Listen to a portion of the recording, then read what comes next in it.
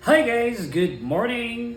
May buntag kadatong tanan. Lunes, and here we are, alive and kicking. Buhay ta mapasalamaton sa Ginoo. Pero man ka sa bag-ong kinabuhi nga gihatag niya kanato. Mao gini dapat nato buhaton every morning. Nga mapasalamat ta sa ihang kaayo sa tanan niya nga kaalam gihatag nato. Just imagine guys kung wala tay kaalam. Ang kaalam is labaw pa na sa kahibalo. Kay bisan pa og daghang kay kahibalo pero wala kay kaalam, wala ra gyapon. Ang kaalam is mas halangdon, mas bugat kay kini siya pangayoon man nimo everyday. So sa tanan nimo mga activities sa kaadlaw, daghang kay ka nga mga hagit nga imong matubangan. Problema. So ang buhaton na to, kada buntag mangayo ta og sa English pa wisdom ay hatag sa Ginoo kanatong tanan. Ano man? Because we believe that God is the one that controls everything.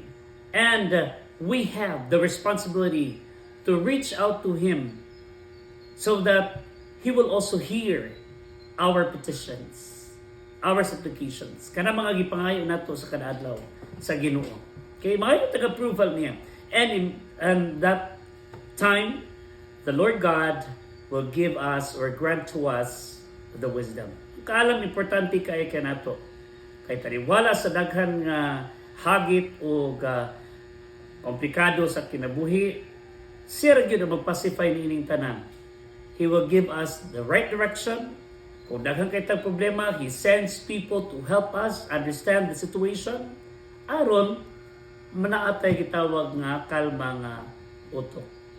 The wisdom can gives us an assurance that we will be at peace and we will be working with ease. Right? So pangayoon na to ang kaalam every morning.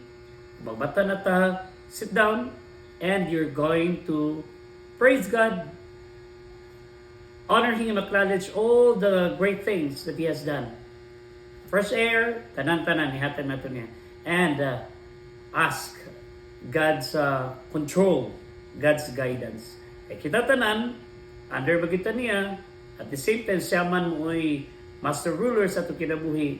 So we will ask that God will guide us and gives us the wisdom for us to carry on the task and even face with the confidence the challenges of the day.